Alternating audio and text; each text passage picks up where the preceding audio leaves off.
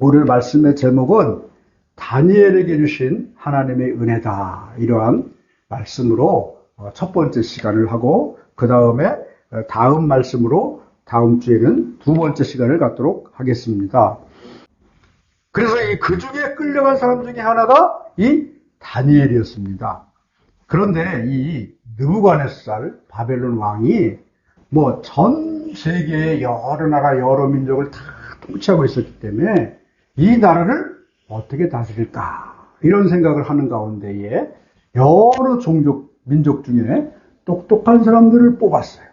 뽑아가지고 귀족이 공부할 수 있는 장차 이 나라를 다스리게 하는 그런 능력을 가진 관리를 양성하기 위해서 학교를 세워가지고 거기서 교육을 시켰습니다. 다니엘은 여러분 이렇게 하나님 앞에서 하나님께서 주시는 은혜와 능력으로 살았기 때문에 그런 큰 일을 할 수 있었어요. 그러면 여러분 오늘 우리는 이 말씀을 통해 무엇을 깨달아야 되는가? 다니엘에게 하나님께서는 어떤 은혜를 주셨는가? 이것을 깨달아 아실 수 있기를 바랍니다. 그리고 이 모습을 통해서 여러분 우리도 나머지 인생을 이 땅을 살아나가면서 다니엘과 같은 그런 거룩한 영적 지혜를 얻는 그런 하나님의 은혜가 저와 여러분에게 임하실 수 있기를 다시 한번 예수님의 이름으로 간절히 축원합니다. 여러분 오늘 말씀을 통해서 우리 성경은 네 가지 말씀을 하시는 거예요. 이 다니엘에게 하나님이 주신 은혜 첫 번째는 뭐냐 하면 오늘 말씀을 보면 명철하고 슬기로운 말을 하는 능력을 하나님이 그에게 은혜로 주셨다는 겁니다.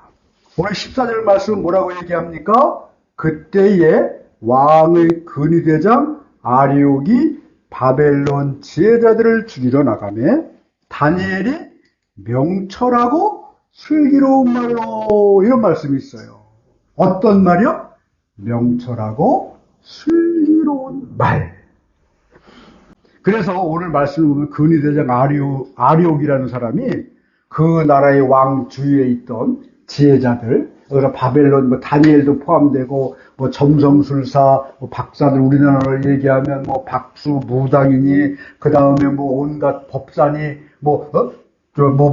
주인이 이런 사람들 다 포함해서 다 죽이라고 그랬으니까 죽이려고 칼을 빼들고 나갔습니다. 거기서 만난 사람이 누구냐 하면 이 다니엘이었어요. 다니엘을 만나니까 이 아리옥이 다니엘도 지혜자잖아요. 죽이려고 했어요. 다니엘이 그 앞에서 뭐라 그랬냐면 도대체 왕이 왜 그럽니까? 조금도 두려워하지 않고 그렇게 말을 했습니다. 이 근위대장이 말합니다. 왕의 명령이 이러이러해서 지금 이 바벨론 나라의 온 땅의 지혜자들을 다 죽이라고 명령을 받았기 때문에 우리는 모두 이 지혜자들을 죽이러 왔습니다. 아마 당신도 지금 죽어야 될 것 같습니다. 아마 칼을 들어야 됐을 것 같아요. 그런데 이 다니엘은 조금도 두려워하지 않고 이 말의 해석은 명철하고 슬기로운 말이다. 이러한 말은 어떻게 해석할 수 있냐 하면 죽음의 행위 앞에서도 감정적으로 반응하지 않고 상황을 정확히 분별하여 상대방을 존중하면서 문제를 해결할 수 있는 지혜로운 방식으로 말하는 것. 네. 얼마나 무섭기도 하고 그렇겠습니까? 그러나 감정이 흔들리지 않았다는 거죠. 그리고 자기를 죽이러 온 사람한테 어떻게 했어요? 상대방을 최대한 존중하면서 어떻게 하면 서로 문제를 해결할 수 있는가라는 지혜로운 방식으로 이 아리옥에게 말했죠. 아리옥도 아마 이 말을 듣고 생각했을 거예요. 아, 나도 이거 분명히 뭔가 잘못돼 가고 있구나. 그런 생각이 들었을 거예요. 여러분, 만약에 이 다니엘이 여기서 화를 내거나 무언가 이렇게 입에서 거침없는 독소를 쏟아냈거나 이랬다면 아마 죽었을지도 몰라요. 그러나 그는 상대방을 존중하고 또 감정적으로 반응하지 않는 말을 통해서 이 아리옥이라는 근위대장을 설득했다는 겁니다. 성경은 말합니다. 혀에서 나오는 말은 무서운 것이라고 말하고 있어요. 그래가지고 여러분 야고보서 3장 9절 10절을 보면 이것으로 우리가 주 하나님을 찬송하고 또 이것으로 하나님의 형상대로 지음받은 사람을 저주하니 한 입에서 찬송과 저주가 나오는도다. 내 형제들아 이것이 마땅하지 아니하니라. 여러분 다니엘은 하나님께서 그의 입에 명철하고 슬기로운 말을 할 수 있는 능력을 주신 줄로 믿습니다. 자신의 감정에 휘둘리지 아니하고 상대방을 최대한 존중하면서 그를 설득할 수 있는 능력. 여러분 감정대로 말을 한다고 무슨 문제가 해결됩니까? 아니면 내 생각 내 뜻대로 한다고 해서 뭐가 해결됩니까? 절대로 아니라는 거예요. 다니엘은 하나님께서 명철하고 슬기로운 다른 사람을 이해하고 그 사람을 존중하는 그러한 말의 능력을 가지고 이 아리옥을 설득하는 데 성공을 했다는 겁니다. 여러분 그러기에 우리 입과 우리 혀를 주님께 맡기실 수 있기를 예수님의 이름으로 축복합니다. 하나님 나에게도 이 다니엘과 같은 입술을 허락하여 주시옵소서. 그것이 여러분 우리가 나머지 인생 이 땅을 살아가는 지혜의 첫 번째고 하나님의 은혜의 첫 번째라는 것이에요. 두 번째는 이 다니엘이 땅의 왕에게 구하는 은혜를 하나님께로부터 받았다는 겁니다. 여러분 이 16절을 보면 이 말을 듣고 어떻게 다니엘이 들어가서 왕께 구하기를.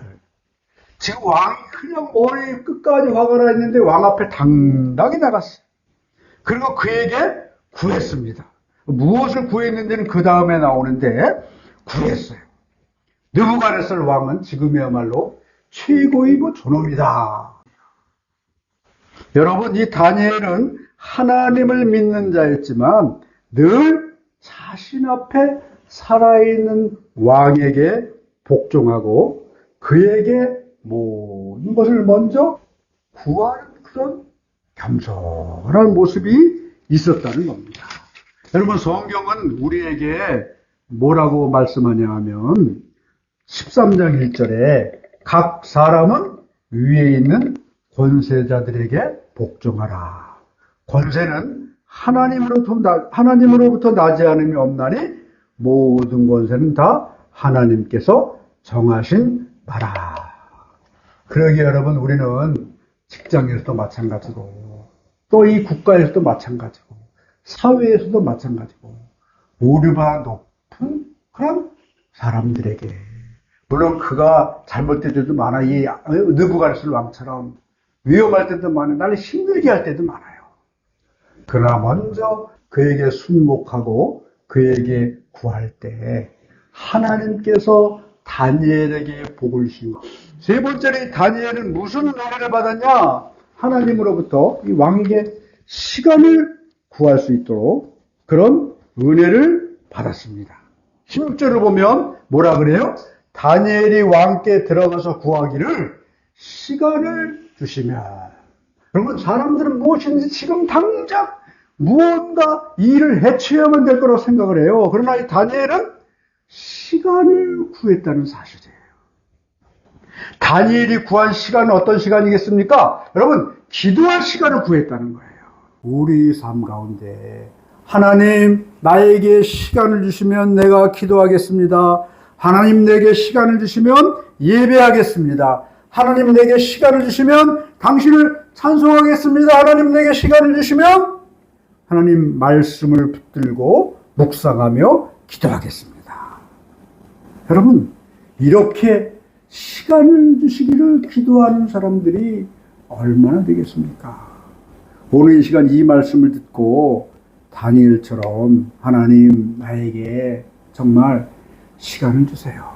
기도할 수 있는 시간을 주시고 예배할 수 있는 시간을 주시고 말씀을 붙들고 하나님을 가까이 할 수 있는 그런 시간을 주세요.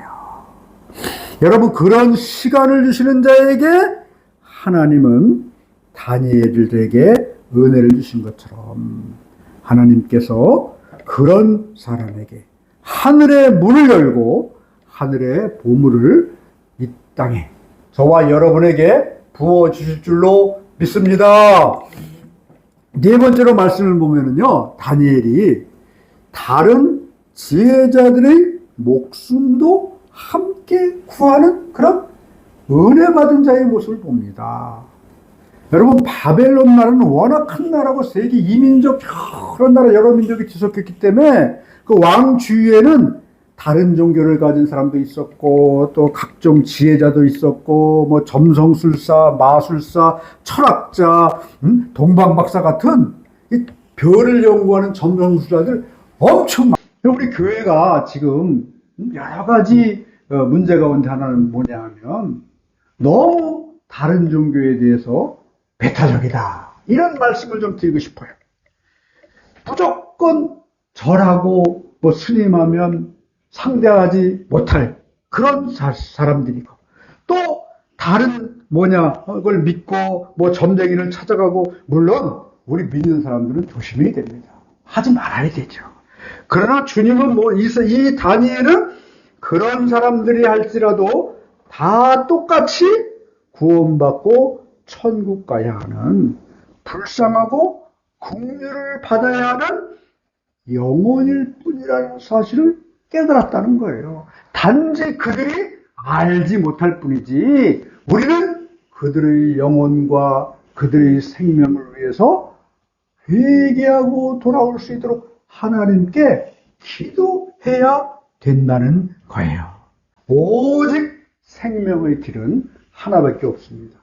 나는 길이요 진리요 생명이니 나로 말미암지 않고는 아버지께로 갈 자가 없느니라. 여러분, 예수님은 분명히 그렇게 말씀하시기 그렇기 때문에 예수님 아니고는 아버지께로 갈 자가 없습니다. 그러나 세상에 다른 종교, 다른 뭐를 갖고 있는 이런 사람들, 그 영혼과 그 생명은 하나님이 버리시지 않았기 때문에 우리도 그들을 위해서, 그 영혼을 위해서 불쌍히 여기고 긍휼히 여기고 기도하고 그들을 둘러싸고 있는 어둠의 영들이 다 떠나서 정말 생명의 눈으로 볼 수 있는 그런 은혜를 받게 해달라고 여러분 기도해야 될 줄로 믿습니다.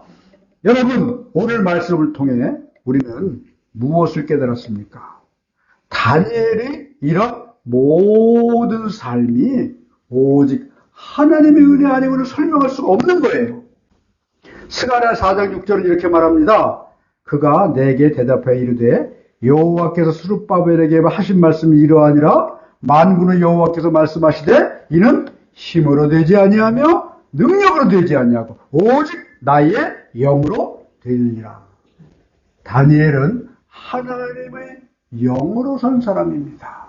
우리도 오늘 이 시간 하늘의 은혜를 받아서 하나님의 영으로 살 수 있다면 나머지 인생 이 다니엘과 같은 삶을 살 수 있게 될 줄로 믿습니다.